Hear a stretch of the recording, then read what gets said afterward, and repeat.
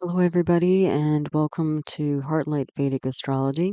Today, I was going to do analysis for the full moon or Purnima that happened this morning, May 23rd, 2024.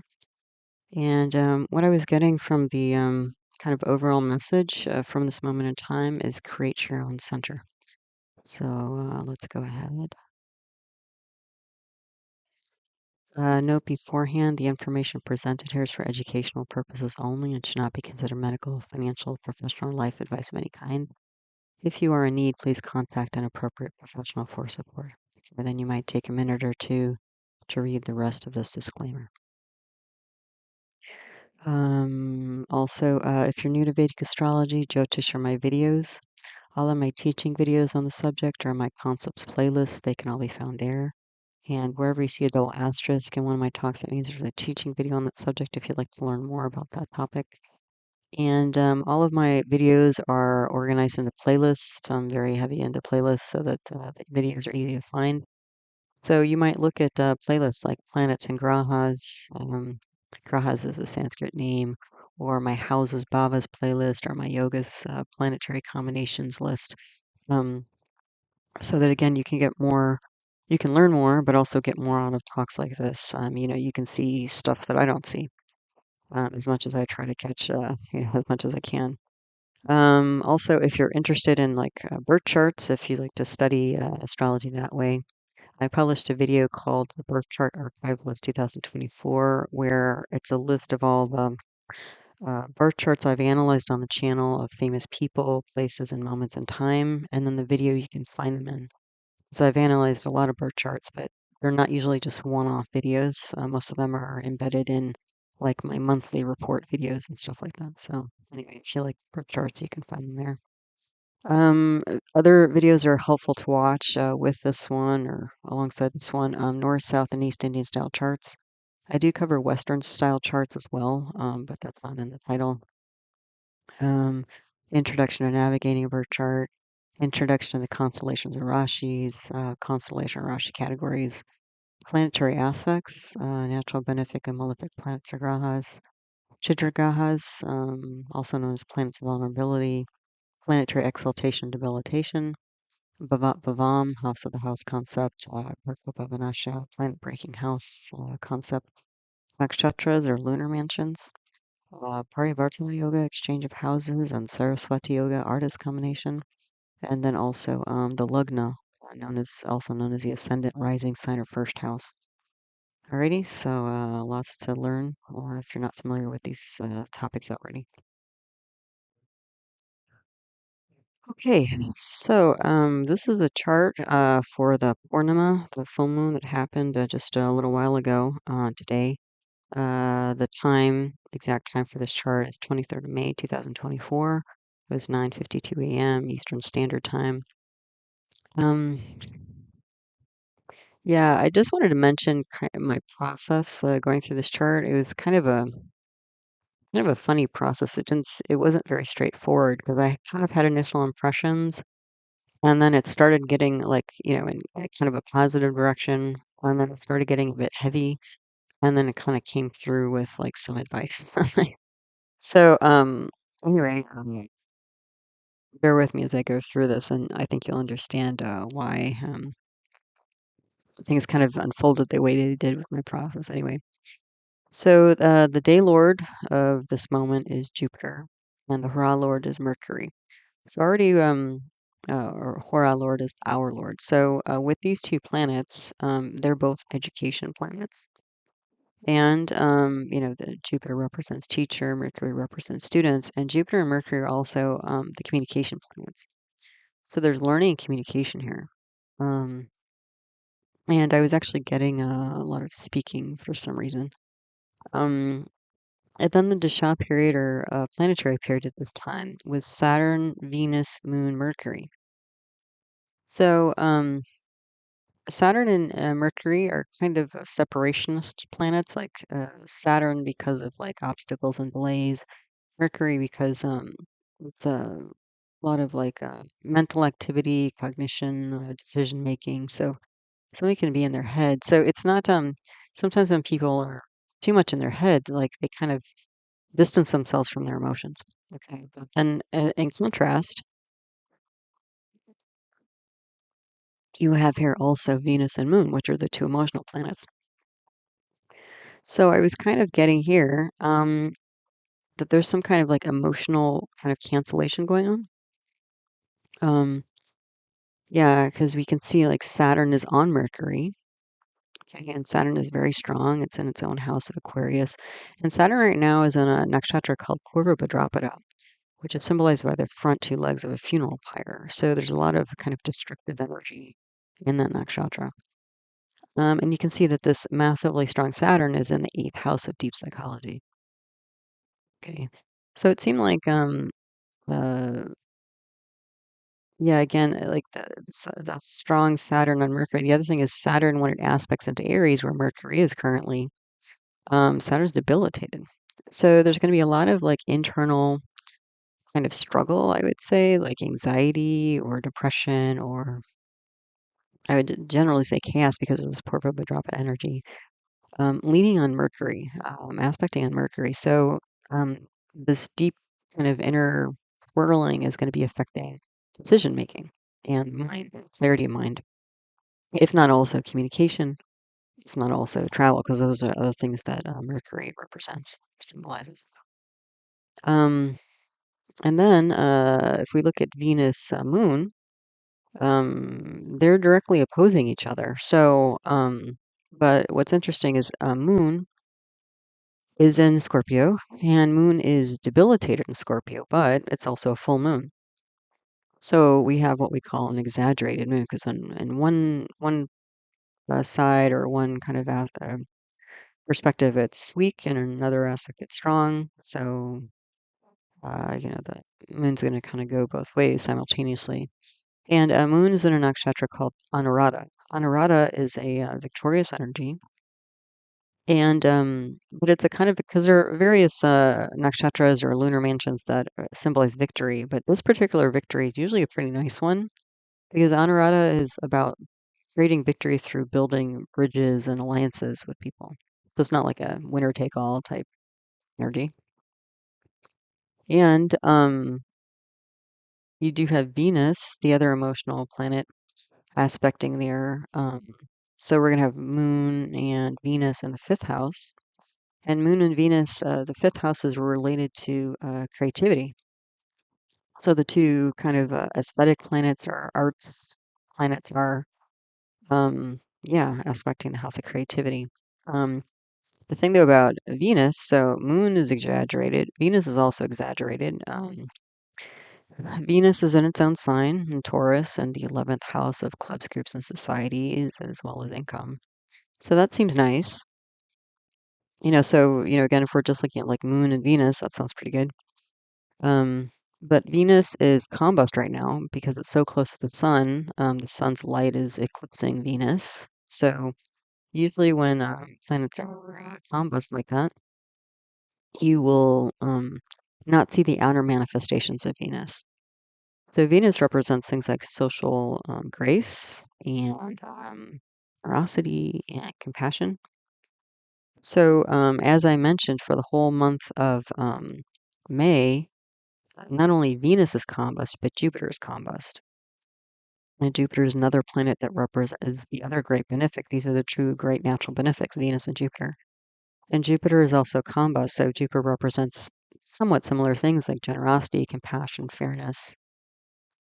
Okay, so those two planets are combust. Venus is in its own sign, so there's going to be some protection there.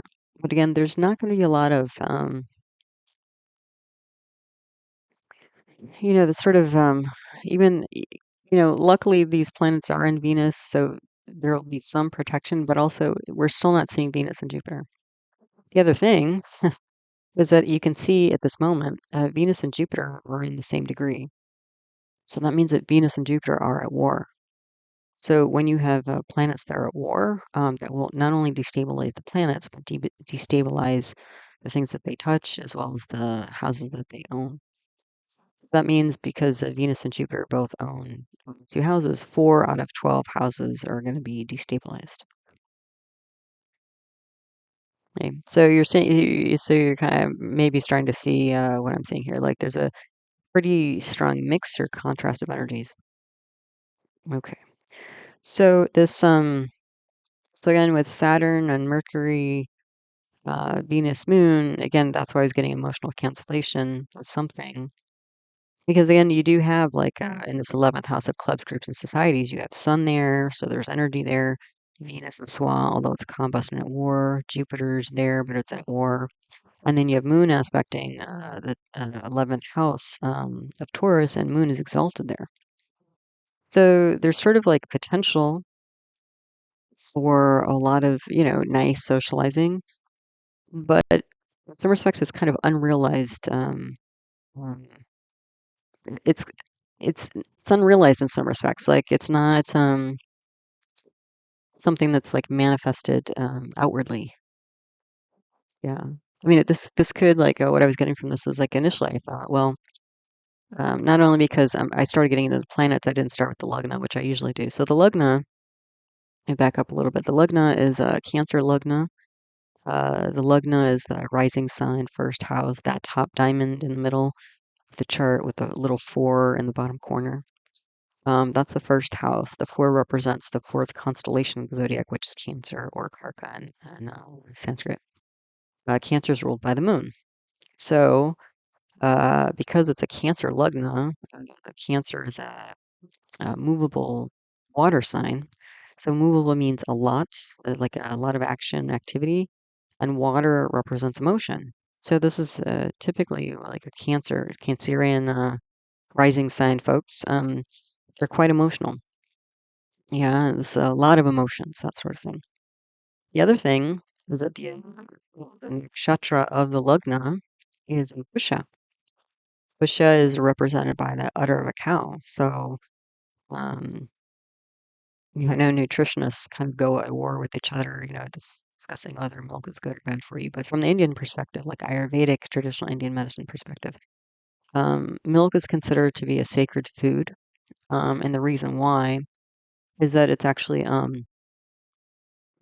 coming from the heart chakra of the cow, and it's kind of like how do they talk about it? Like it's kind of like when you have an orphan, you know, like an orphan of another species. Like the cow produces so much milk that it can actually feed, nourish, kind of be a foster mother to other orphan species, humans or whatever.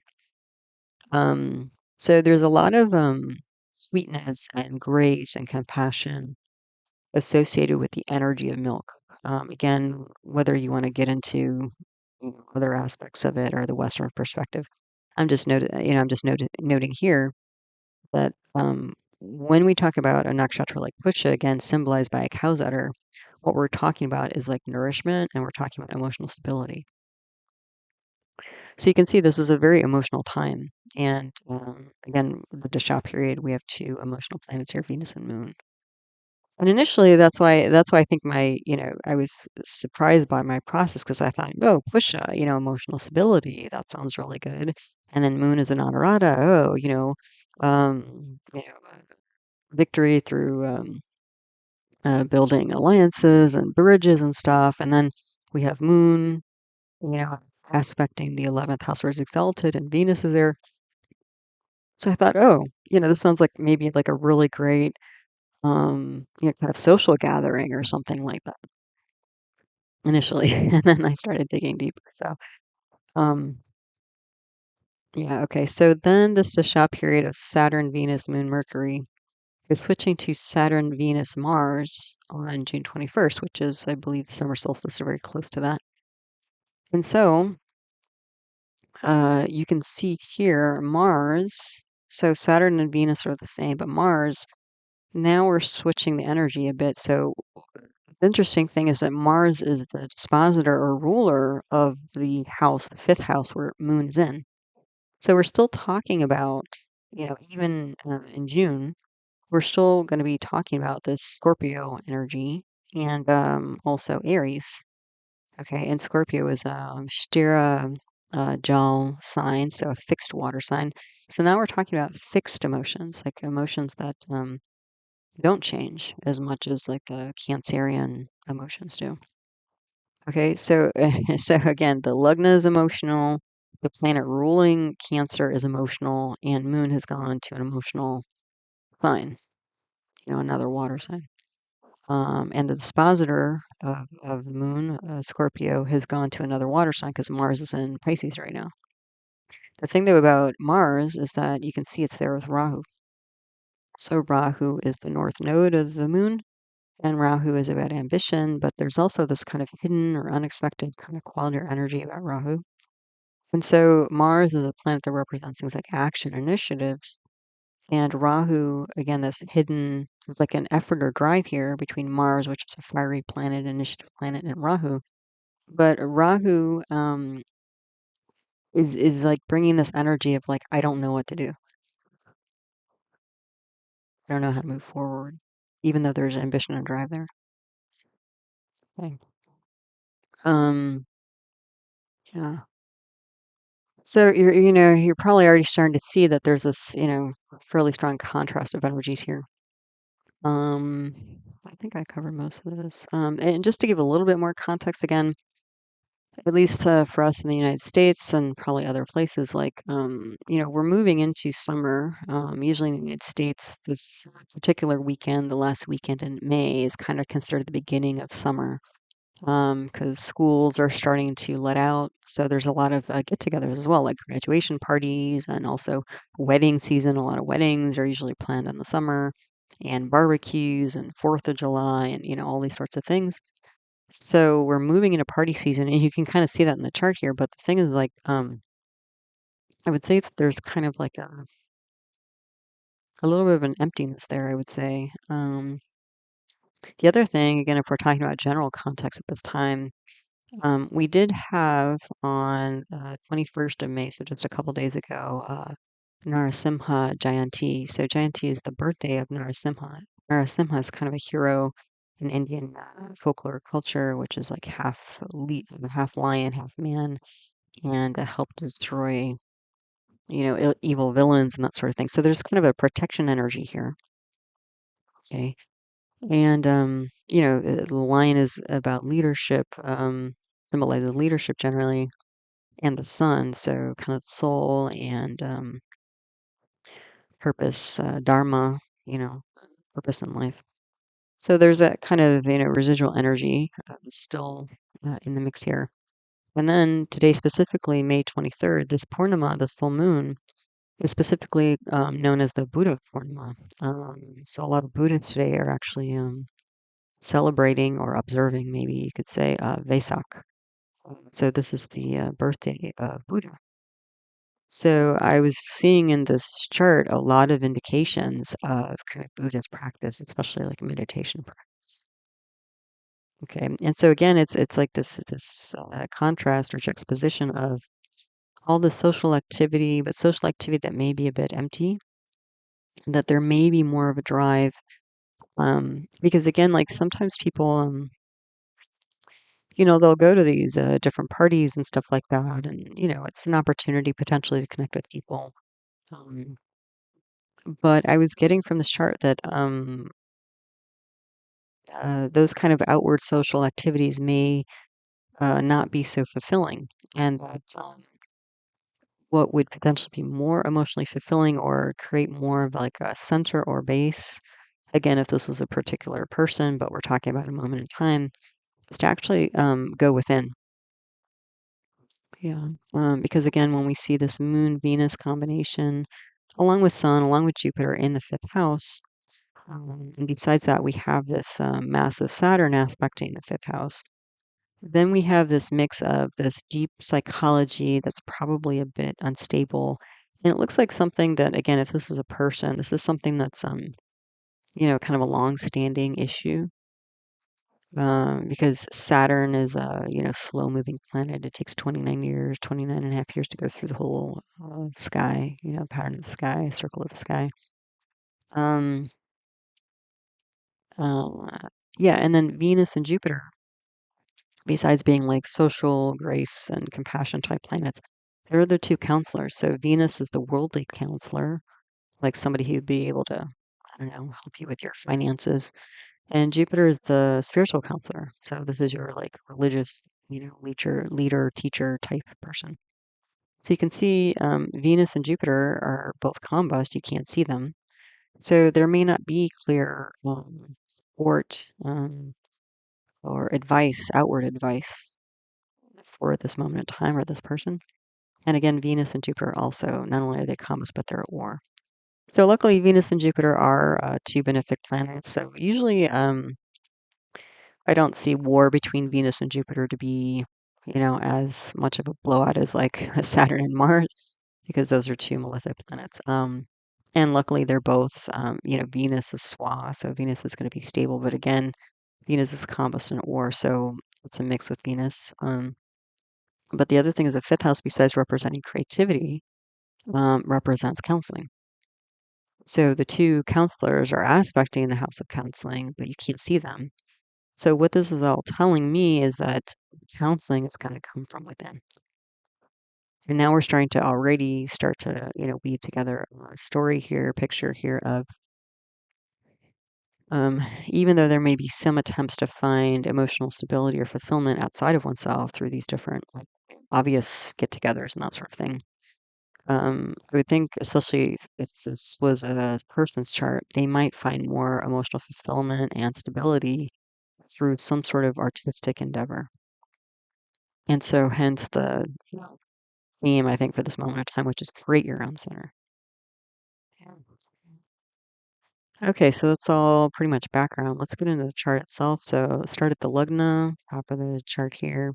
So, again, we're talking about Cancer, karako, lugna, movable water sign, or charajal. The lugnatia, which is the ruling planet for the lugna, is this debilitated full moon, so an exaggerated moon. And the moon has gone to the fifth house, which is a dharmasthana. The dharmasthana is a house of duty. So, I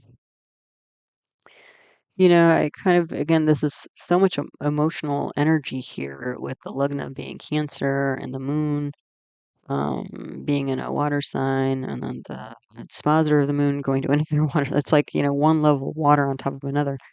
Um, but there's a sense of like, what is my kind of a purpose here or duty here, in an emotional regard. Okay. Now, again, this full moon, debilitated full moon, is aspected by the Swa, Saturn, and Purva Bhadrapada. It's also aspected by the Sun, and it's also aspected by the Swa, combust Venus, which is at war, and a combust Jupiter, which is at war. And Sun, Venus, and Jupiter are all in a nakshatra of Krittika. Krittika is also a dual nakshatra, so there's even more kind of like, which way are things going to go. So Krittika is symbolized by Kartikeya. Kartikeya, or this is the deity associated with this nakshatra. Kartikeya is the celestial chief of the army, sort of adorned in gold and very victorious and, heroic. There's this fighting energy potentially. But the other side, it's a dual nakshatra. The other side of Krittika is this idea of like a foster mother. Okay, so because Kartikeya, the chief of the army, was raised by several foster mothers. So again, there's this kind of like fostering, nourish. Again, we're getting more of this, which way is it going to go? Are we gonna fight here, or are we gonna kind of nourish and stabilize and grow and nurture? So we have three planets with this dual, do we fight or do we nourish type energy? Um, and when we look at all of this, we're kind of seeing like the end of an alternative or unusual concept or idea. And again, this is the Saturn aspecting both Mercury and Moon. So Mercury and Moon are the two mind planets. So Moon is the emotional mind and Mercury is the logical mind. So all of this kind of deep inner struggle here of Saturn and Purva Bhadrapada is affecting the mind. And then it's like, how do we deal with this? Yeah, I mean, do we just, try to put on a happy face and go to a party? Sometimes that works, just to kind of break break things up. Like instead of us just swirling in our heads by ourselves, it's nice to kind of get out and get some fresh air, meet some new people or whatever. Um, uh, yeah.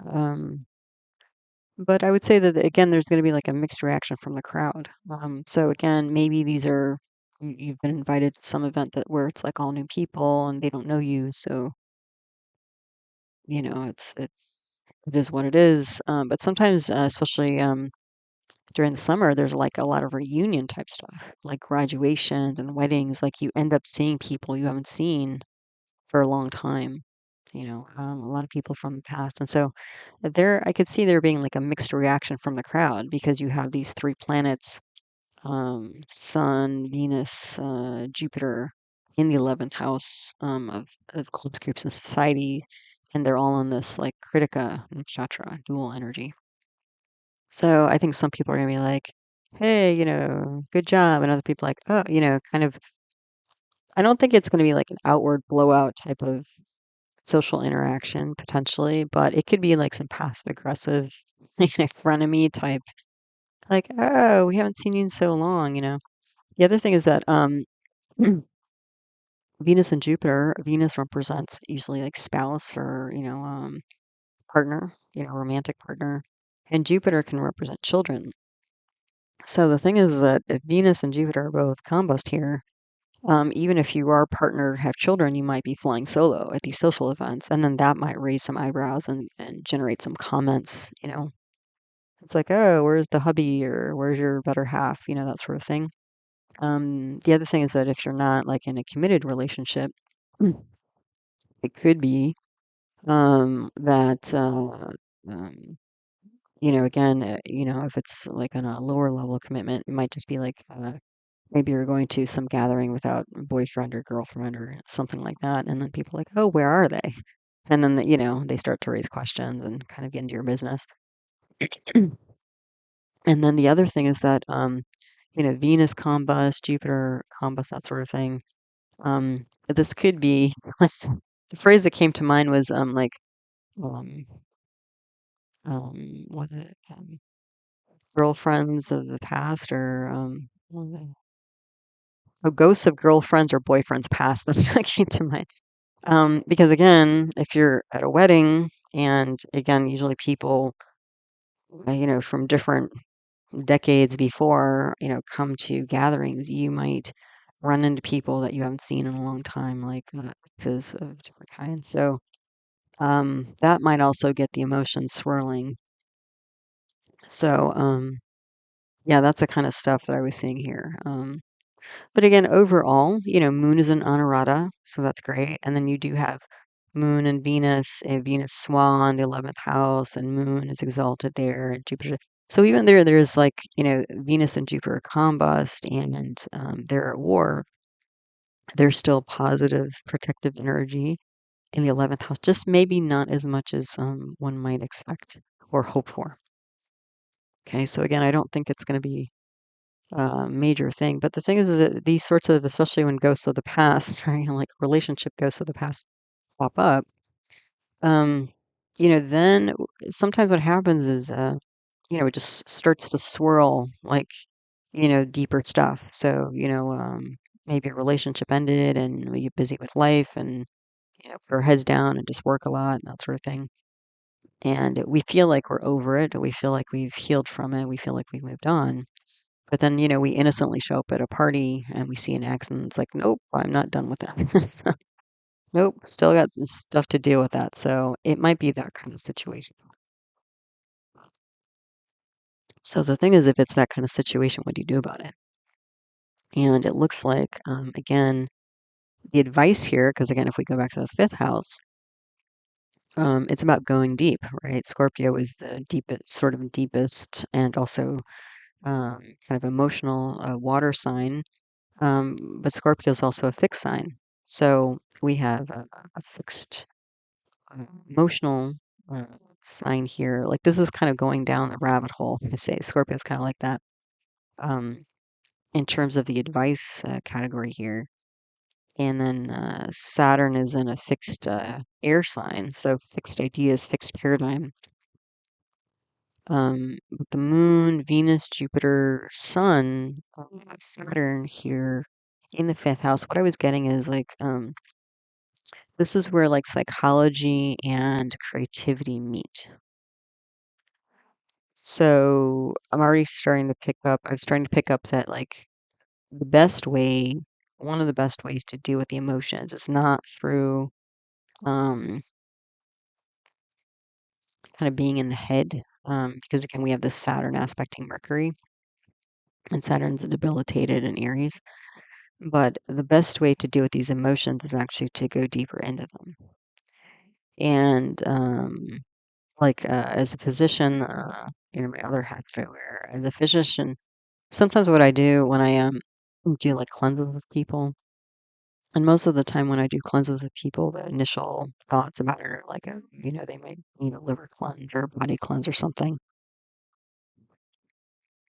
like a physical cleanse. But a lot of times when I design cleanses for people, I also incorporate into that different sorts of like just very simple art therapy type stuff.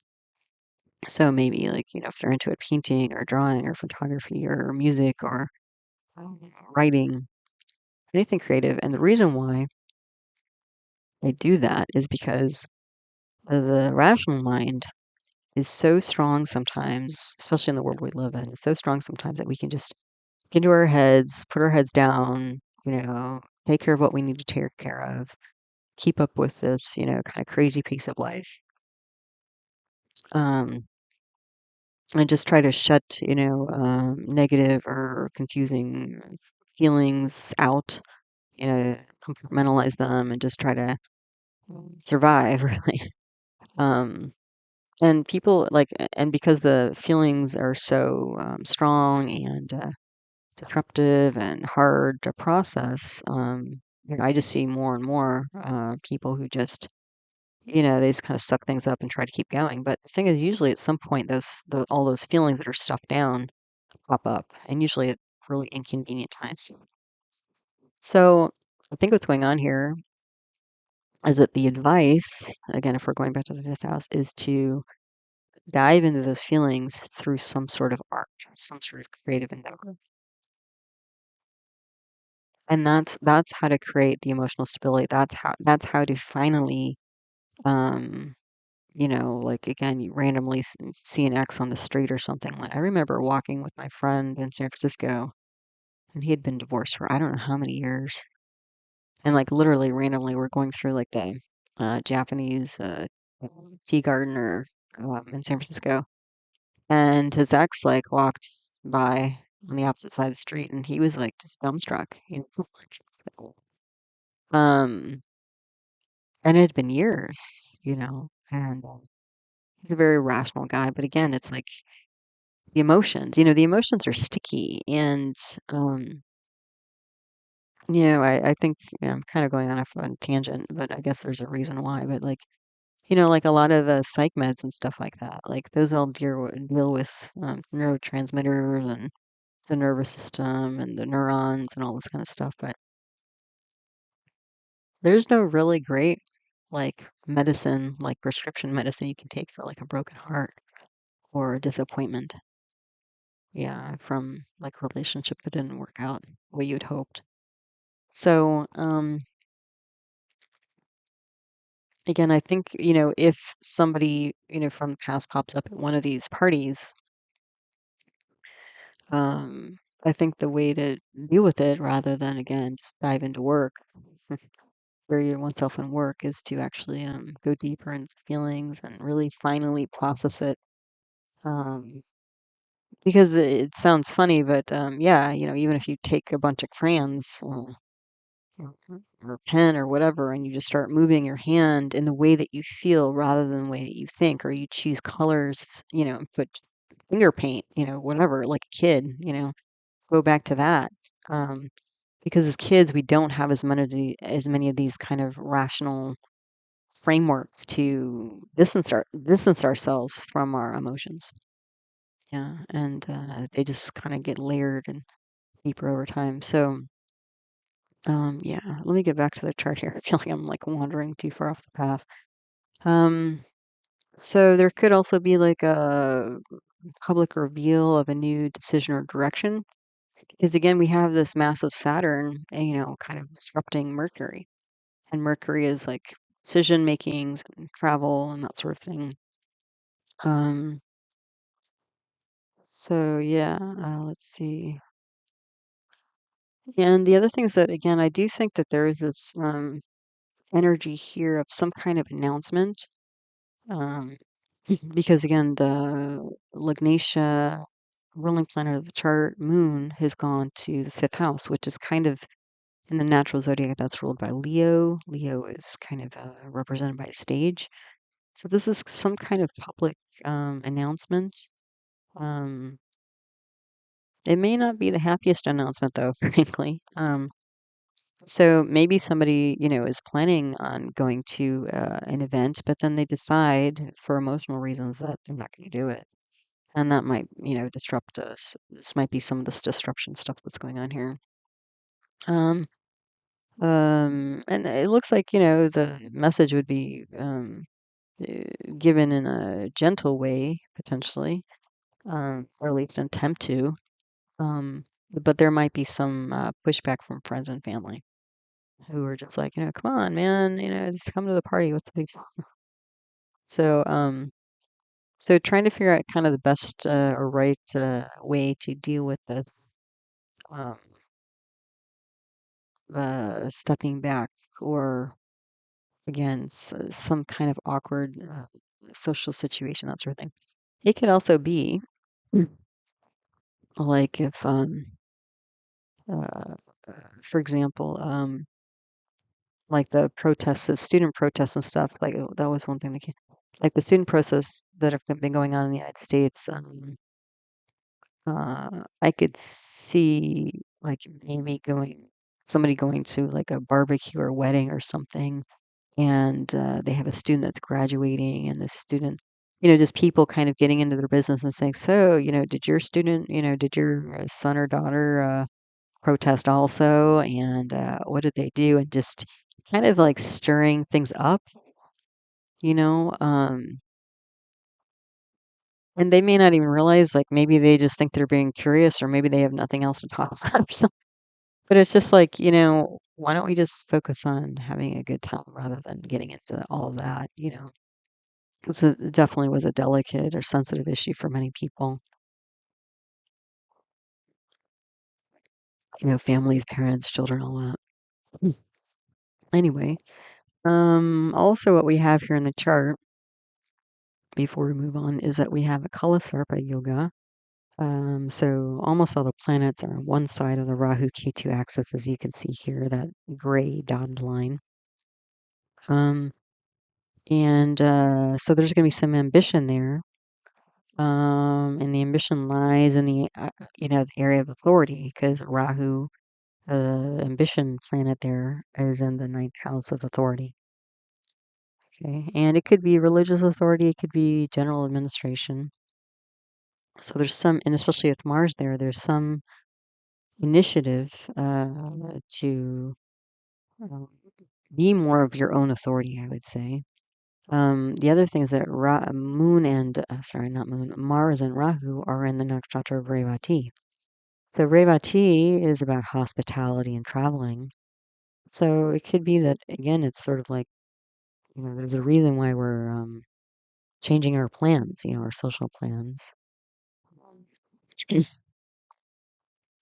uh, yeah. What else? Yeah. It could also be going up against authority, like, maybe if the party's a professional one, maybe it's like, what, I'm gonna not go, and then you have to deal with the kind of administrative piece of that.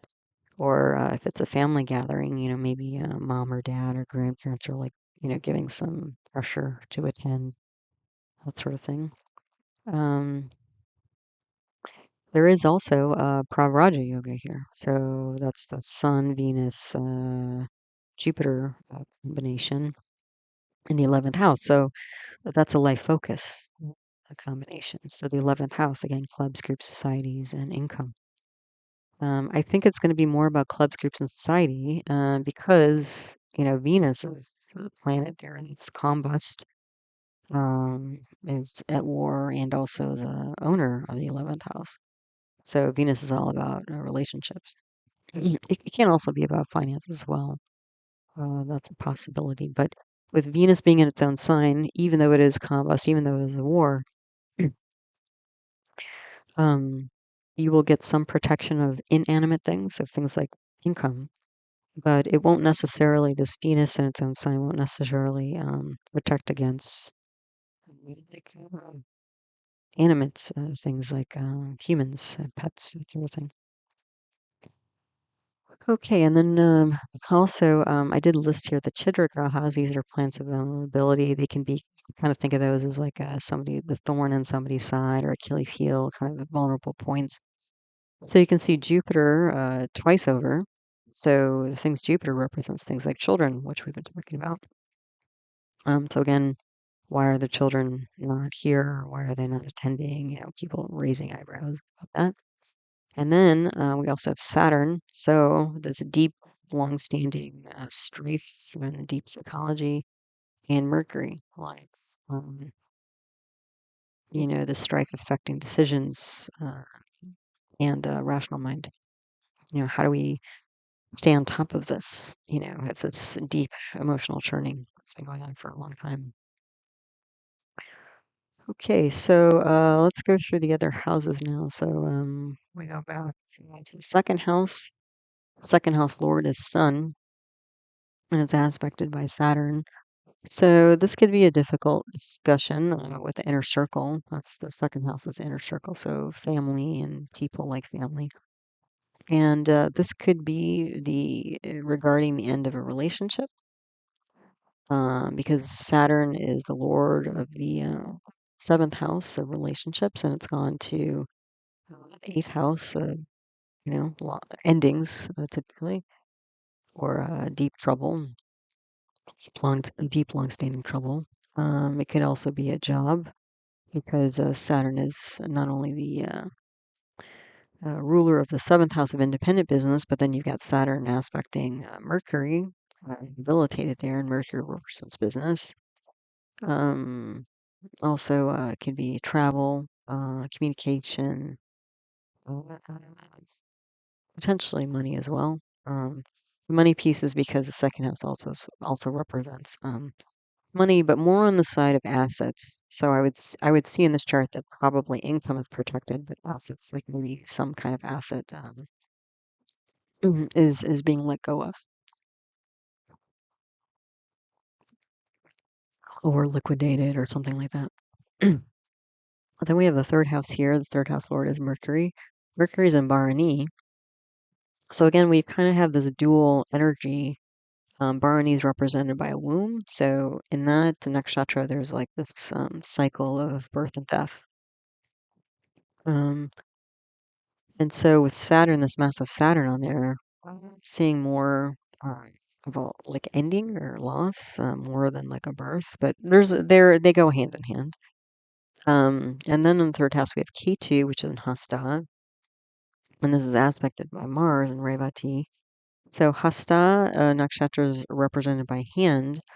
So Ketu is like Mars; it's an innovative planet, but also a separation planet, and also more. Mars is erratic, but Ketu even more so, with like a hidden twist. So what I was seeing here with Saturn, this massive Saturn being on Mercury and debilitating Mercury, the owner of the third house, and Mars and Ketu, two malefics on the third house. The third house represents things like written communication or nonverbal communication, as well as siblings.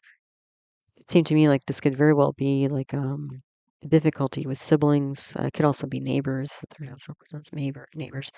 So this could be either like avoiding siblings, neighbors, and or like ending relationships, like strong separation. And this could be like, you know, potentially some fairly nasty emails or text messages or something. If people just like, you know, forget it, I'm not coming, or unfortunately, yeah. And Mars, again, Mars is in Revati nakshatra. Revati nakshatra is the last nakshatra of the last constellation. So there is this kind of like, ending of cycles energy to that. So it might be that somebody is doing their best to deal with a not so easy situation with siblings or neighbors, and that they're trying to gracefully um, bow out. Um, how successful that is, I think that's going to depend on each person. Then we have the fourth house here. The fourth house lord is this combust war Venus, and this house is aspected by Mars and Mercury. The fourth house represents things like home, tradition, family lines, school. So this could be like leaving home, leaving these things, deciding to take a break or take some distance here. Then the fifth house, I've been talking about her a lot already. The fifth house lord is Mars. We've got moon, exaggerated moon there. We've got Venus, Jupiter, Sun, and Saturn all aspecting here. So a lot of energy in the fifth house. So this could be, again, sharing a decision of deep change. So again, if there's some, event that either just by being invited to the event or going to the event, something starts to turn up with relationships that's like kind of an old standing issue. And it's like, how do we, bow out gracefully or make different decisions, to get some hopefully better outcome. Um, yeah, the other thing is that the fifth house lord, Mars, is bhavam. So the fifth house lord is gone 5 houses away. So you could see that it's like kind of one child after the other. It could be, so again, problems with children. The reason why the children may not be there is that maybe their children are off for the summer or something, go some away at summer camp. What else? The other thing is that the children might be having emotional issues here. And the children might feel kind of at a loss of like what to do because there's no real good counseling for them at this point in time with whatever they're dealing with. So again, if this is a person or moment in time, the question might be like, where do I get good advice for dealing with all this like emotional fallout of stuff? Because Venus and Jupiter, the two counseling planets, are combust. When you have this combination of Sun, Venus, Jupiter, Moon in the fifth house with this Saturn as well, I could see that being like, oh, the thing with the children too. I wrote several tries here. The thing with the children too is this could actually be like somebody trying to have a child and not being able to. Like actually, there's a person that comes to mind, and I know of who has tried for many years to get pregnant and has gotten pregnant many times, but they keep losing. They keep having miscarriages and stuff like that. So the kind of maybe the hard news to share with your circle is that maybe another unfortunate miscarriage has happened. Kind of thing.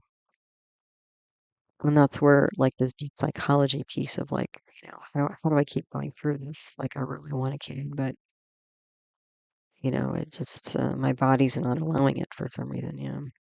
So I could see the sun, because sun represents like potentially health and doctors. Saturn as well. Venus and Jupiter are counseling moon.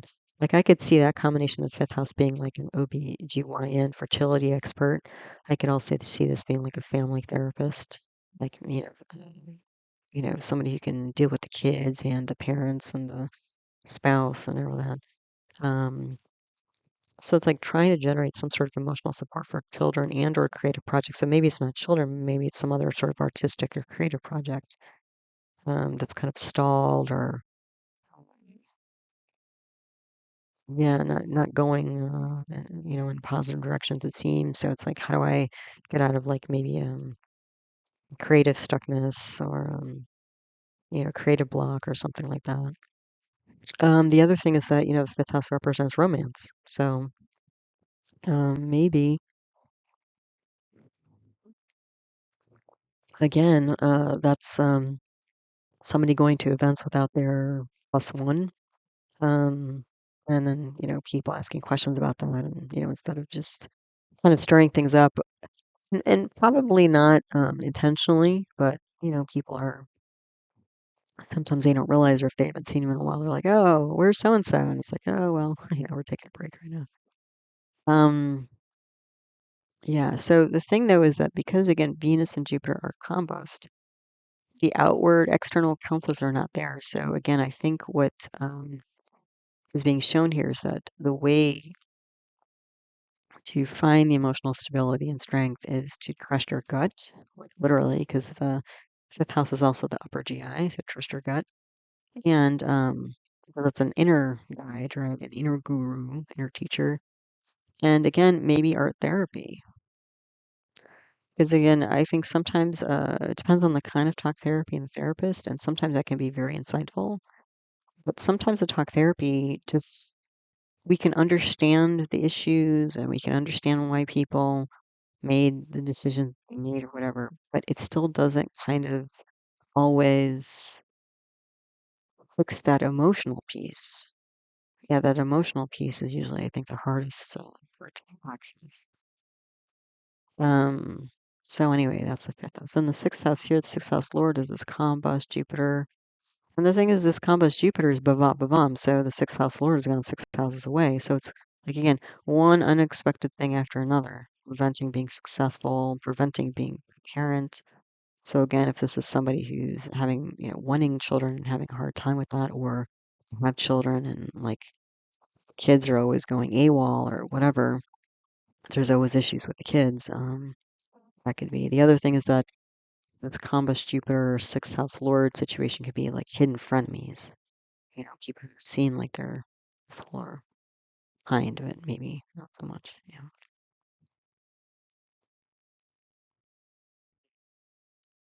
Okay, so then we have here, this is the same chart, but on the left side, all the same info. On the right are the other houses I haven't gone through yet. So then we go to the seventh house here. The seventh house lord is a Swa Saturn. The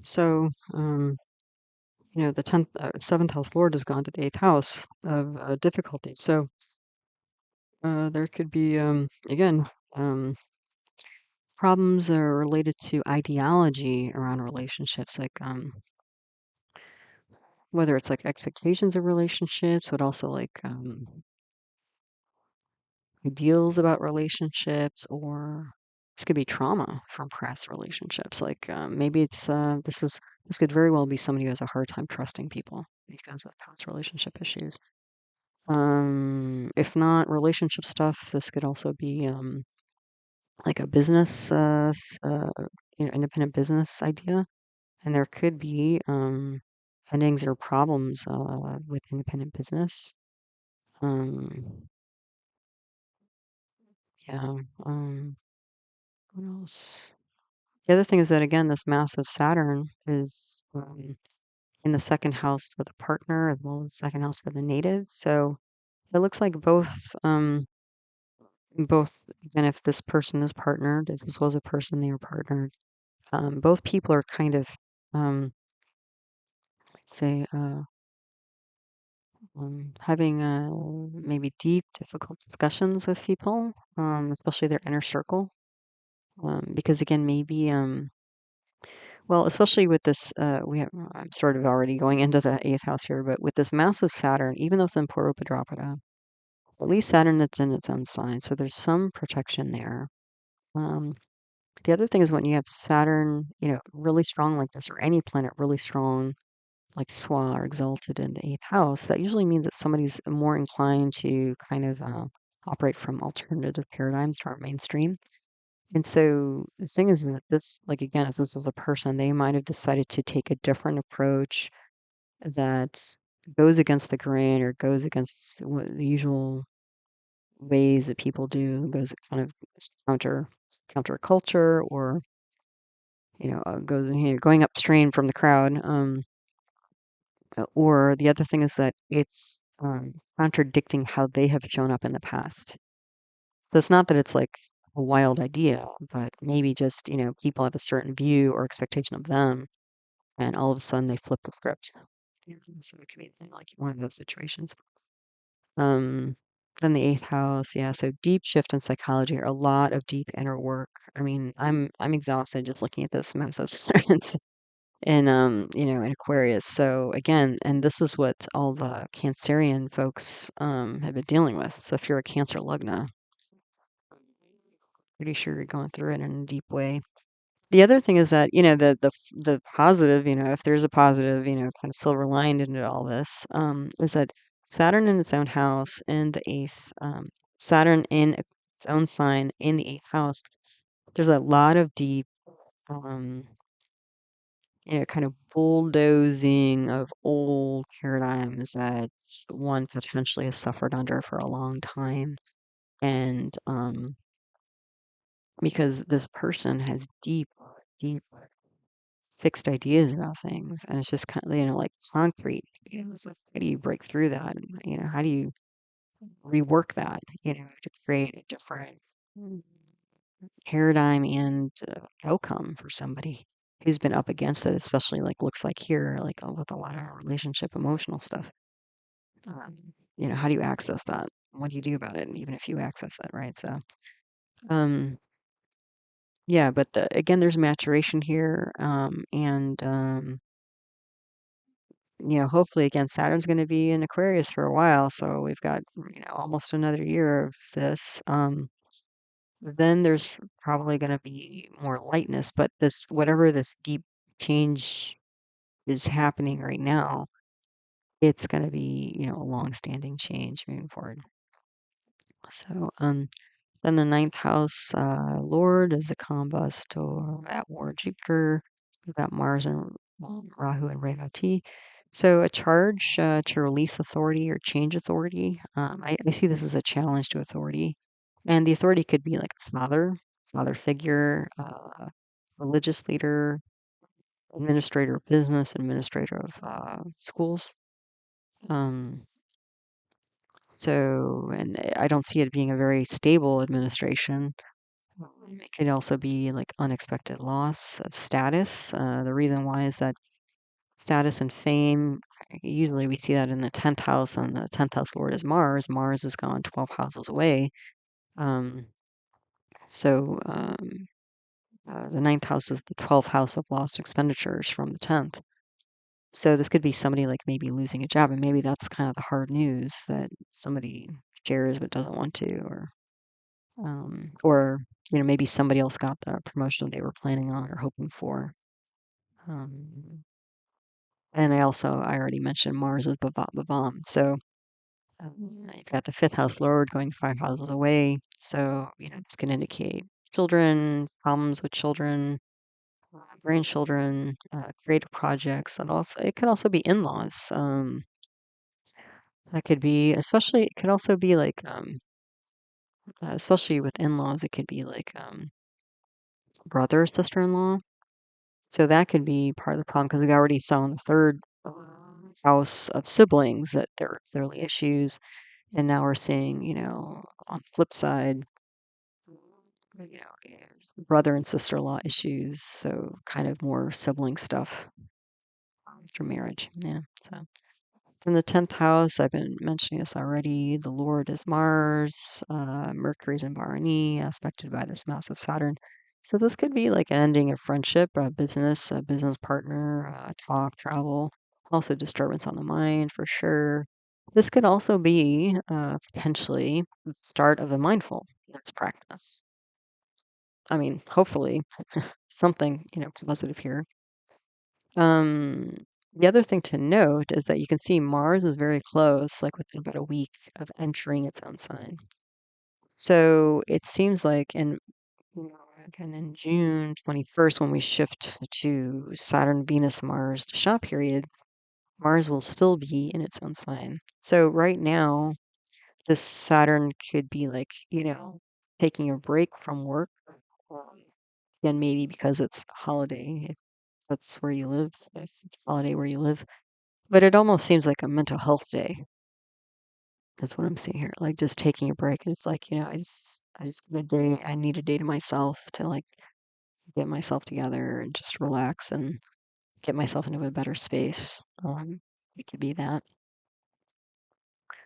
So that when the Mars moves into Aries, then you're going to see, I think, more strength in terms of 10th house, work, day to day work.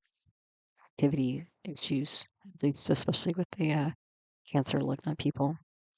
Then the 11th house, we've been talking about that from the beginning. 11th house Lord is a Swa Combus War Venus with Sun and Jupiter all in Krittika. And then we've got Moon. The Moon is going to be exalted here, and it's not Anuradha. So going to have a lot of churning deep within a group or community.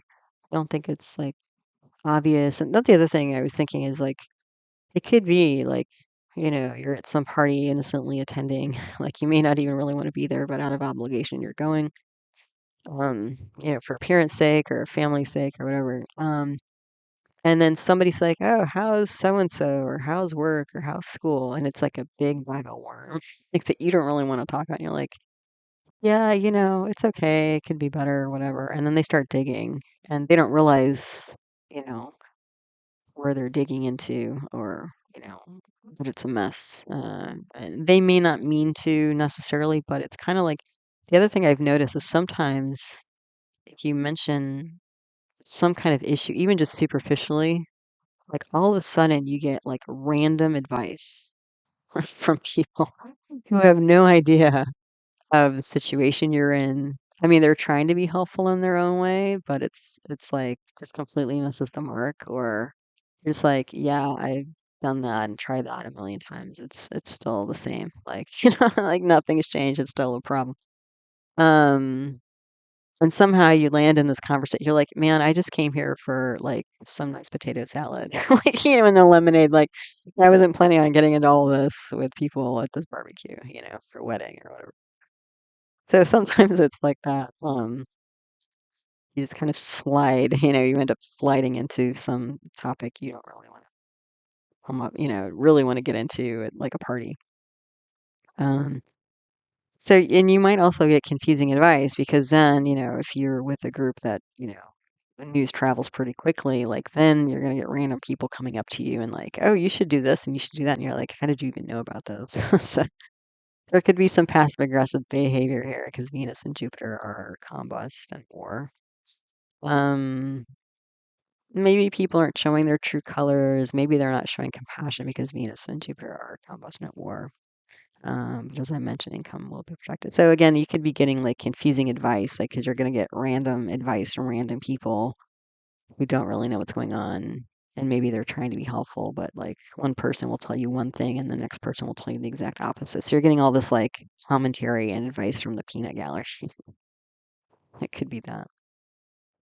And again, you're just there for potato salad and lemonade. Just like and then the 12th house Lord is this Mercury. So we've got Saturn on Mercury, and then we've got Mars on the house.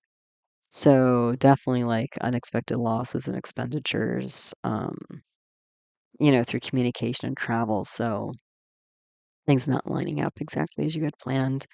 And that's kind of the whole issue here, you know.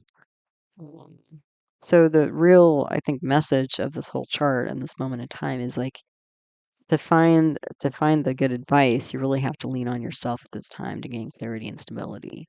Um, Despite the well-intended but, missing the mark potential advice or comments coming from people around you. Yeah. Now I'm going to go into the sub-zodiacs, amshas, or divisional charts. They're all different names for the same thing. So just remember here that these amshas are, um, how was I going to say? They're more about timing. So what's really important is to note which, in the current Dasha period, which planets are active and then where the planets are moving to see how the energy is going to change in specific aspects of life.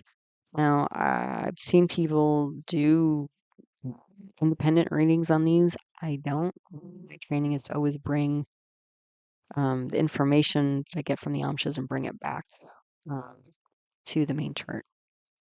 Okay, so you can get some nuance and information, but I don't typically do Amsha analysis just in and of itself without ever consulting or integrating it with information from the main chart. So we'll see what we see here. So this first slide here I'm looking at different relationships, and the first chart is the Navamsha D9, which is spouse or partnerships. And then the second chart here is the Drake and our D3 for siblings. So just as a reminder, the current Dichop period is Saturn, Venus, Moon, Mercury, and I've circled those planets. So, our eyes are on the same thing in terms of which planets are active and where they are. And then moving into Saturn, Venus, Mars on June 21st. So Mars is also circled here. The other thing to remember, sorry, trying to drink and stay hydrated so I can finish the talk. Since Venus and Jupiter are in the same degree, they will travel together through almost all of these amshas. The other thing to note, especially in the amshas, not true in the natal chart, we don't use it in the natal chart, but in the amshas, Jupiter is the sole enemy of Venus. So just like in the main chart, I was saying this like massive Saturn in the 8th house of deep psychology, and we had the Venus and Jupiter situation in the 11th house of clubs, groups, and societies, relationships. We're going to get that. We'll see like almost all the way through the amshas here. So even when Venus and Jupiter are well placed, and we are looking at least at Venus here, because Venus is the Bhukti, right, sub period here after the Mahadasha of Saturn. So this is a deep, long-standing issue related to uh, relationships. So without even, slicing and dicing all that, just keep that in mind as we go through, because I'm not going to say that over and over again, but that's keep that in mind. So, okay, so in the Navamsha here, D9, first chart, Venus and Mars are not well placed, and we have a parivartana between Saturn and Venus. So, we do have here Moon and Mercury in the Lagna, and Mercury is Swa. And I think I've mentioned several times in different videos that when I see Mercury in its own sign, either Mercury in Gemini or Mercury in Virgo, I have seen that people with that combination tend to be interested in things like meditation and Buddhism. Which again, I was mentioning that it looks like some kind of, again, going within is going to be important here. So again, if we're talking about a spouse or partner, this is somebody, and we have the sun aspecting on this Moon and Mercury. So you could see somebody's trying to take control or leadership of their mind through something like meditation.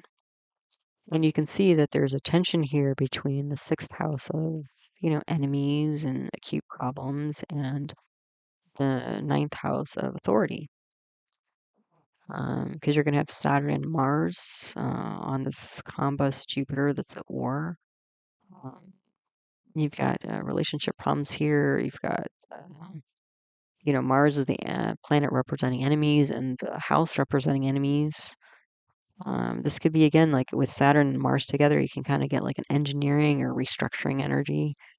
So there could be some attempt to, again, gain control of the mind and emotions. The spouse is doing this and regaining kind of authority over problems with relationships. So again, that's where that massive Saturn across the 2 and 8 axis, I feel like the spouse is also dealing with this if there is a spouse or partner like that involved. So they're in the same boat. The partner and native are mirroring each other essentially. So I could see like restructuring relationships with enemies, drawing boundaries to prevent outside influence. Because again, it looks like there's a lot of people with a lot of comments. For the most part, it's not their business, right? So you've got to find your own way through this. And the outside influence, like Mars is, let's see, Mars is the 3rd lord, 9th lord. So we've got siblings. Oh, wait, 9th lord. Correct. The 8th lord, I should say. So I need to fix that. So Mars is the lord of the 3rd house of siblings. Mars is the lord of the 8th house of deep psychology, so deep psychological issues here. Saturn is the 5th lord of acute problems. Jupiter is the lord of 4th house of mom. Lord of the 7th house of spouse. Venus there is the lord of the 9th house of father and 2nd house of family. So you can see like there's all these like family members here ganged up in the 8th house. So whether it's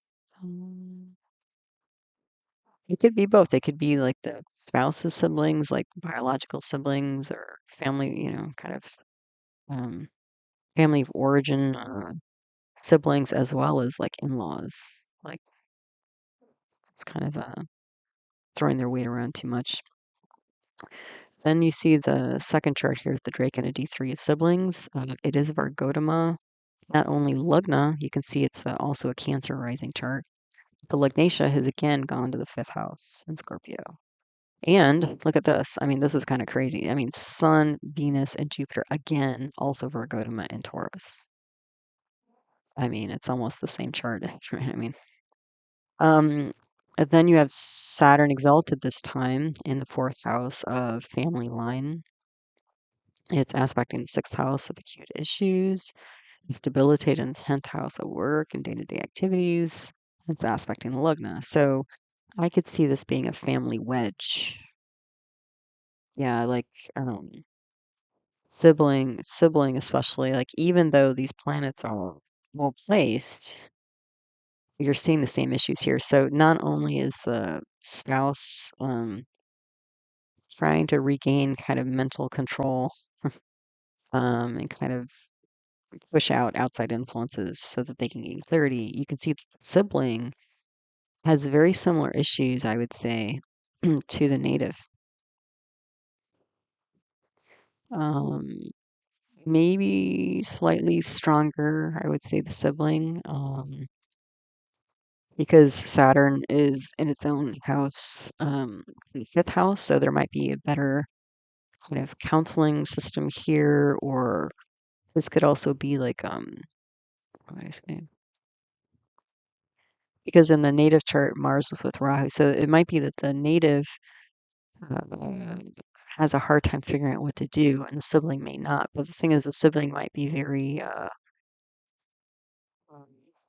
what do I say?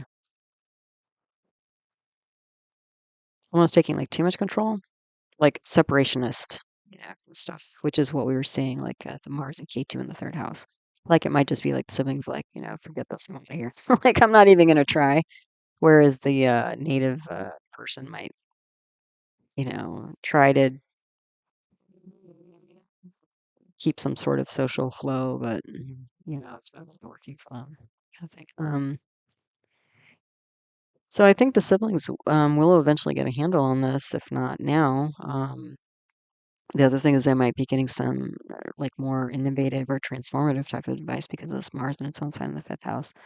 But again, essentially they're mirroring the natives' issues.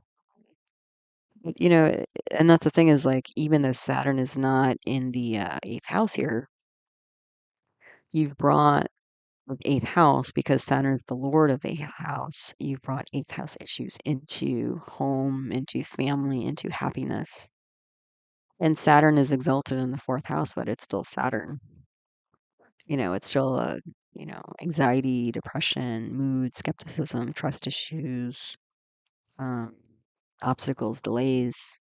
So, it's a lot of the stuff that's still there, even though you've got a few planets that are different, but most of the planets are the same and the Lugna is the same. It's kind of crazy how close it is.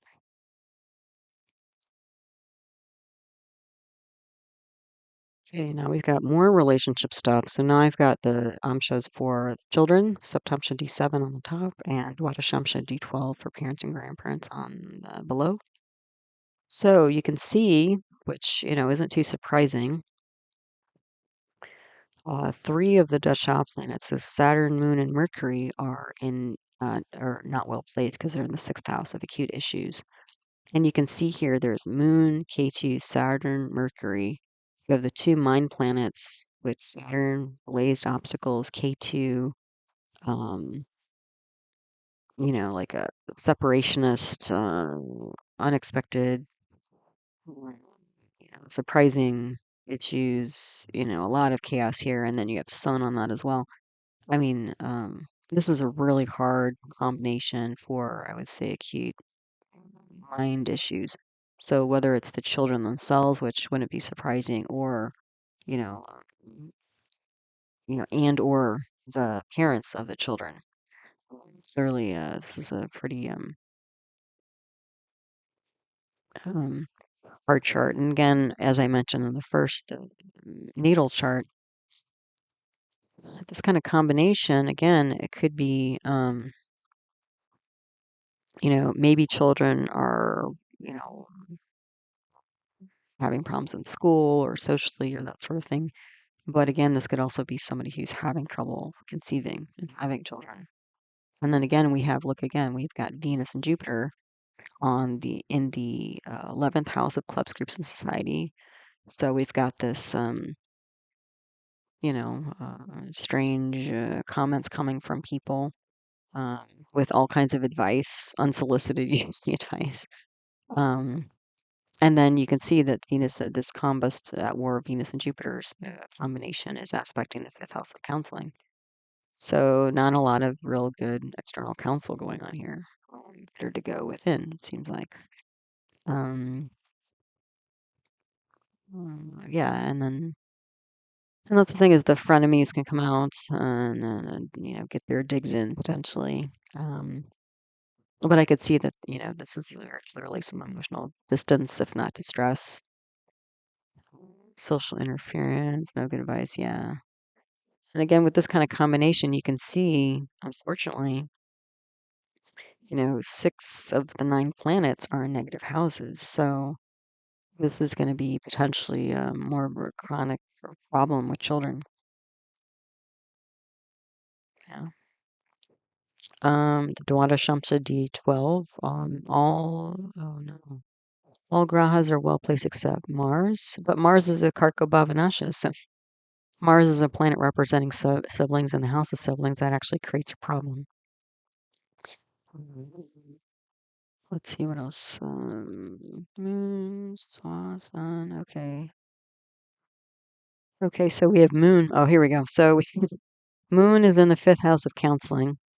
We have Sun, in its own sign, aspecting. So we have Moon representing mom and Sun representing dad. Looks like mom and dad are trying to give advice and maintain some kind of control. Um, but let's see the Lugna here. We've got Rahu and Mercury, so there's some ambition to, let's see, of parents, grandparents, even to talk sense, talk some sense in the situation. That's what I'm seeing here. And then we've got the Saturn in the second house, so a lot of discussion and structure. But again, I'm not seeing a lot of compassion, diplomacy, even though Venus and Jupiter um, are in the 10th house here, and Jupiter's exalted with Venus. You've still got, they're both still combust, they're still both at war. That carries over from the natal chart.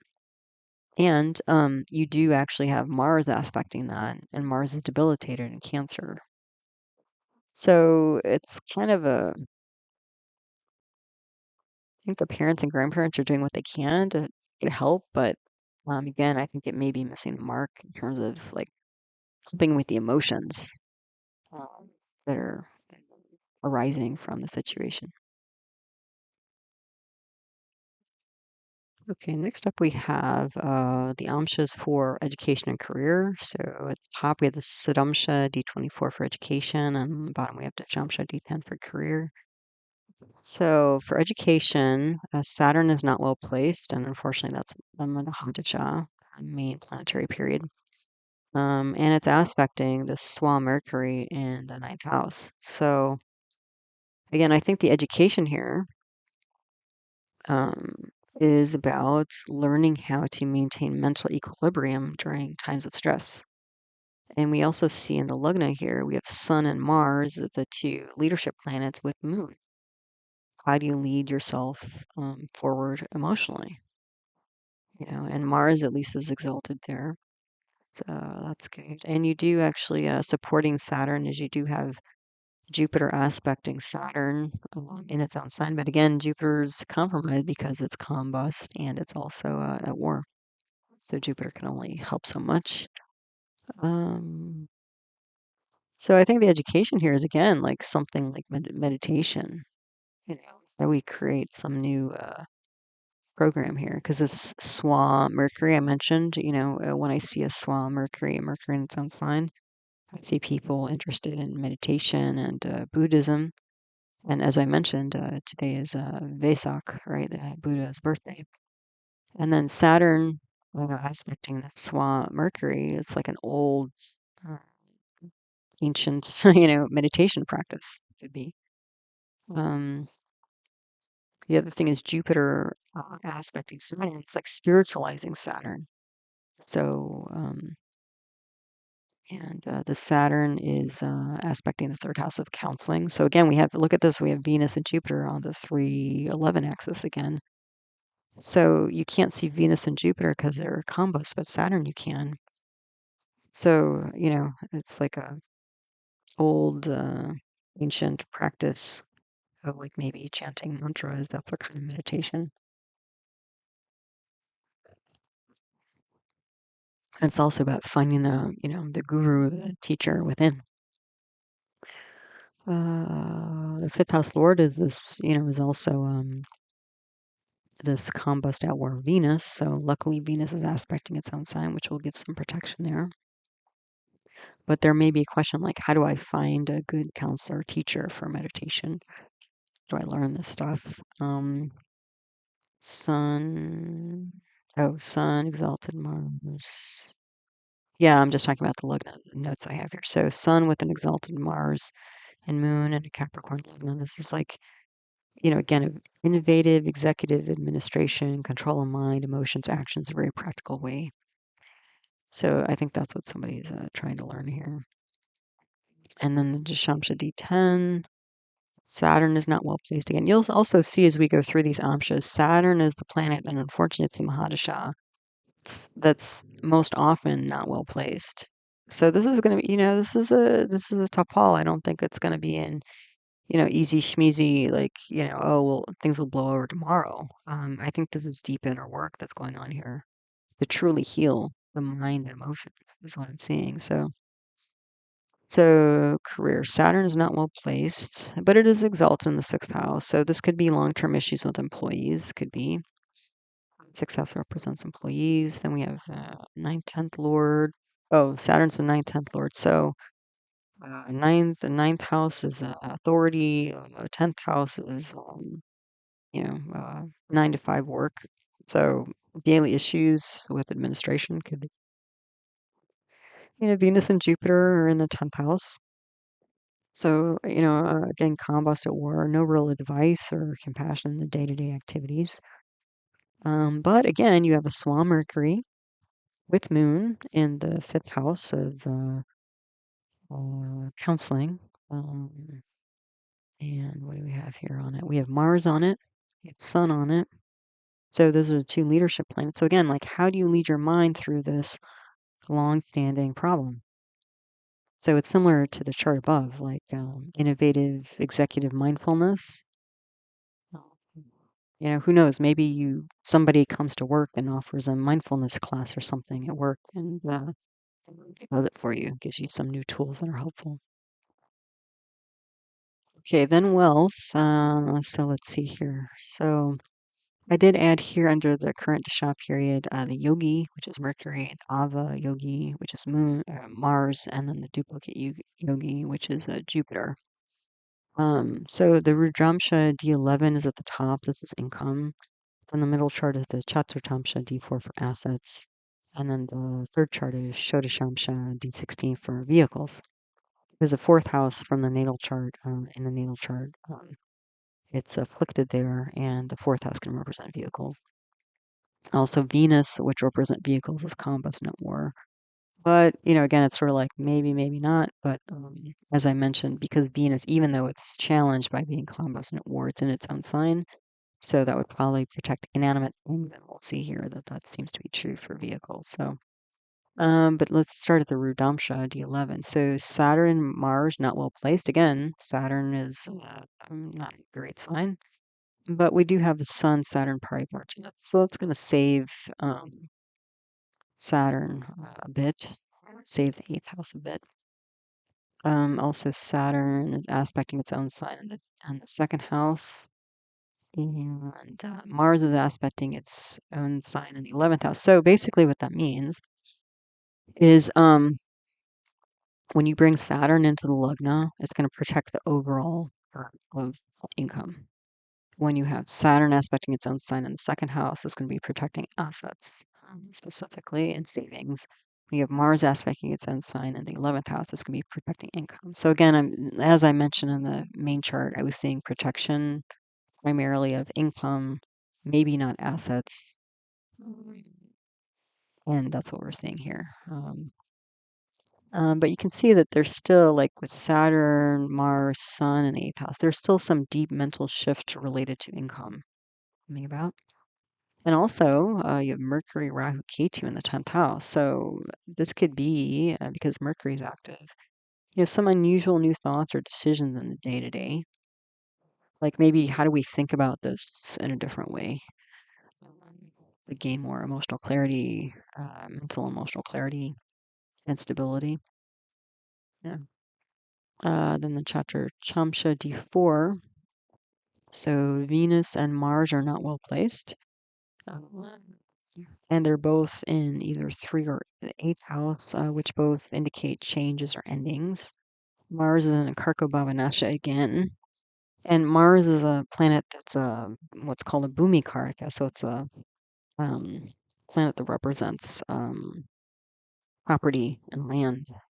So this could be, again, with Mars being karaka bhava nashaya, problems with siblings, and maybe if there's problems with siblings and maybe there's some dual ownership of land or property, this could be selling some joint owned property related to siblings. Maybe because of sibling fallout, maybe because of sibling, again, if the sibling is more of the, I'm done, I'm out of here, and they don't want, they're just doing their own thing because of the longstanding issues in the family.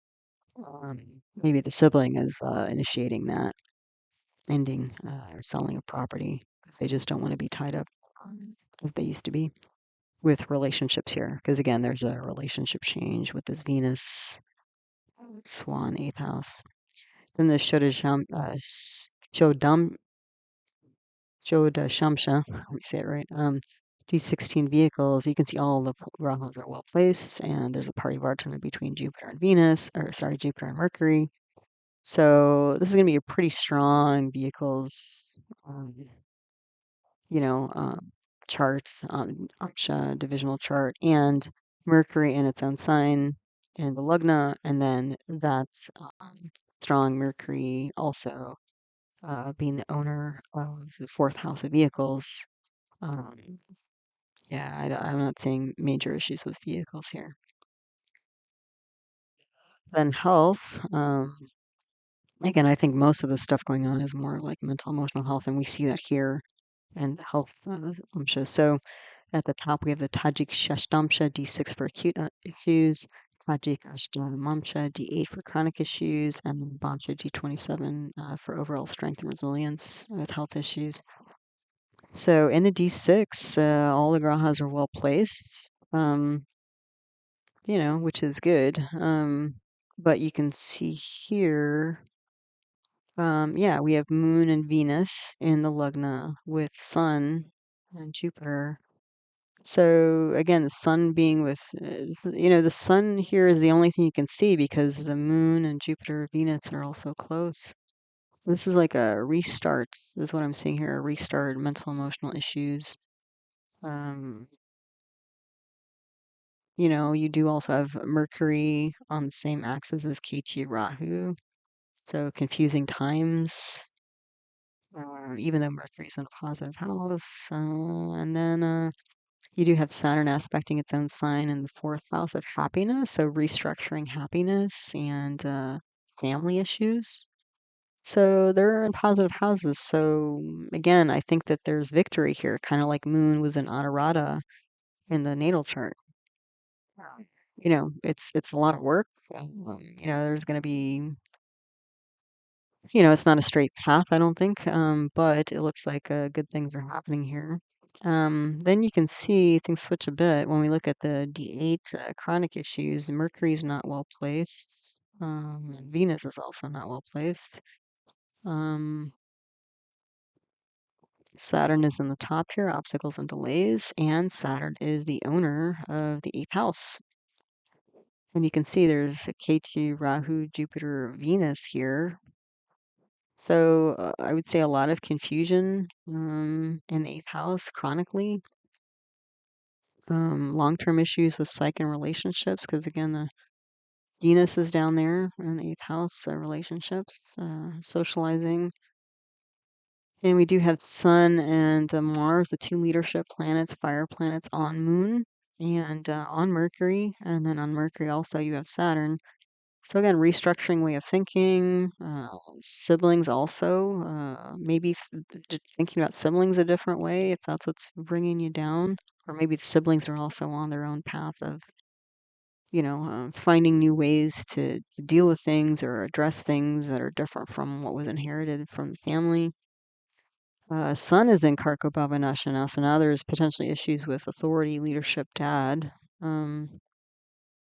The other thing is that Mercury is the lord of the fourth house, and fourth house lord has gone 12 away, so losses through family line in terms of mental emotional stuff.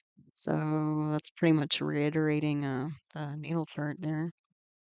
Then the Bombsha D27, strength and resilience. You could see Mars, Saturn, and Mercury are all not well placed. So there's definitely a challenge here at this time. Fourth house lord is Mars. It's also gone either way. Again, more loss through family. But there's a parivartana between Mars and Venus, so there's tension here between siblings and family, which is pretty much the same as a natal chart. Saturn and Mercury, they're in the 12th house of retreat and isolation. So maybe this is, hopefully this is meditation or something positive, but it could just be like, I can't deal with this right now. I'm having a hard time dealing with this, and maybe like taking a step back. Because again, Saturn is the Mahadasha, that's not changing. And so, stepping back and getting some new perspective, hopefully.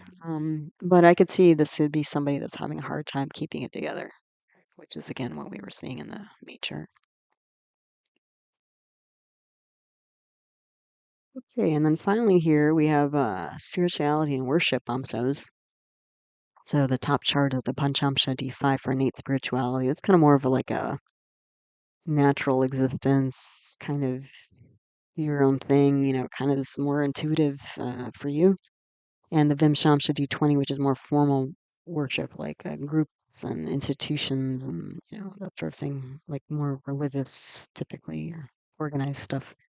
So the Panchamsha here, you can see Saturn again is not well placed. So Saturn's, you can see over and over again, Saturn's usually the planet that's not well placed. Unfortunately, that's the Mahadasha. So again, I think that's indicating a lot of deep emotional, psychological transformation here. That's not going to happen overnight. And then, alongside of that, we have the Venus Jupiter situation. I think you've seen Jupiter and Venus in every amsha so far together. So, and Jupiter being a soul enemy of Venus, there's issues there. Anyway, D5. So Saturn is not well placed, but it is exalted, so that does help a bit. Saturn and Sun are on the Moon in D9. So I see here a reluctance to join groups. I don't think it's, again, if this is a person we're looking at, I don't think it's like a natural thing. They're like, oh yeah, my first thought is to go join a group and sign up for something. In addition to that, you have Mars. K2 is in the Lugna, and you have Mars on that. So we have two separationists, rebellious type planets in the Lugna. Um, this person, again, if this is a person, they like to keep separate. And the problem though also is that there's not a lot of consistency here with like any kind of spiritual practice. So that may be part of, trying to find some kind of, again, meditation practice, something that they'll stick with, even if it's not like a formal religion type thing. Okay. Then the Vimshamsha here, D20. Saturn and Mars are not well placed. Again, you have Saturn not well placed, and this time it's, before it was exalted in the previous chart, but now it's debilitated. So this is a very challenged Saturn here. Yeah, so that's a lot to deal with. Let's see, we have Mars is Swa in the third house, which is good, but it's in karako bhava nasha again. So a lot of issues with siblings. And neighbors. So again, maybe what this means is that maybe there are places of worship around them that they've tried that they haven't liked, like, where that don't work for them, or they don't agree with the philosophies that are being taught, or something like that. At least Saturn is exalted in the second house when it's aspecting there, so that could be some good communication potentially, but also, so it might be good to do some talking. But what would I say here? This could also be like I would say like singing or chanting or something like that, like old songs or old mantras, ancient mantras, that sort of thing. The other thing is that this chart, pretty clearly has a very strong saraswati yoga. Right here, you have Mercury, Jupiter, Venus all together in the seventh house, and aspecting that lugna. So again, I think this is, picking up um, the piece from the fifth house and the natal chart in terms of like art therapy or worship through arts is what I was saying here. Like, how do you incorporate like art with meditation? Like something that would be, rather than a drag, something that would actually be fun and enjoyable, and do things, with people, with other people, right? Because this is all in the seventh house here, and Jupiter's Swa, that's great, and then Mercury is going to be Swa in the Lugna. So again, I'm seeing this like art meditation combination.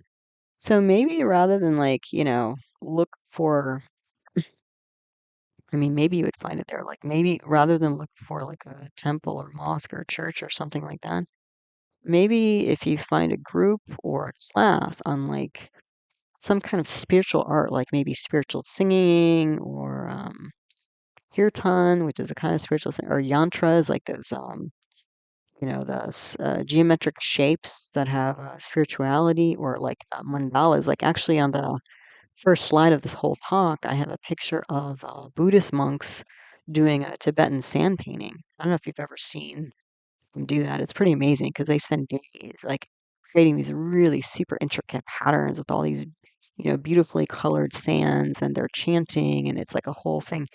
And then at the end, what they do is they just blow it all away, in terms of like not getting attached to, what has been created. So there's all the symbolism. So I don't know, maybe there's some class on like Tibetan sand painting or something like that, or um so again, it's kind of like it's more like the art therapy. So, um, but some club or group, and again, it may not exactly be church. Maybe it will. I mean, you do have the moon here exalted in the ninth house with Sun and Mars, so this could be like leadership through the arts. So maybe it's like your local arts center where you would find a class like this, or a demonstration, or some event like this, and that would get you into, or this person, I should say, this person into some kind of thing like that, where again the art therapy piece helps get in touch with the emotions, because again there's this kind of mindfulness practice and meditation practice to clear the mind, but it's not just like a emotional override, right? It's like, choosing the colors and the thing, and then letting that be not only your worship, but also your therapy. Yeah. So, So again, most of these amshas, it seemed like mostly support what I saw in the natal chart. Okay, so there you have it, the full moon today. Happy Vesak if you're observing that today. As always, I appreciate you stopping by and listening to one of my talks. All of my teaching videos on the subject of Vedic astrology are my concepts playlist. They can all be found there. If you like to look at birth charts of famous people and places and moments in time, you can check out my birth charts archive list 2024 video for a list of all the charts I've analyzed on the channel. I do offer individual birth chart readings if that's of interest. I do those live on Zoom and as a recorded video. If that's interesting to you, you can email heartlineastro@yahoo.com for more info. I do have another YouTube channel on natural medicine. The name of that channel is Ayurveda. Sorry, it's not that. That's not the name. My channel on natural medicine covers other Vedic arts such as Ayurveda and yoga, as well as other paradigms of natural medicine such as homeopathy and naturopathic medicine. So, if that's interesting to you, the name of that channel is called Nature Source Care. So, as always, I hope you found this talk interesting, helpful, and useful to you as you learn to navigate the energy cycles of your own life. So, until the next one, take care. Namaste.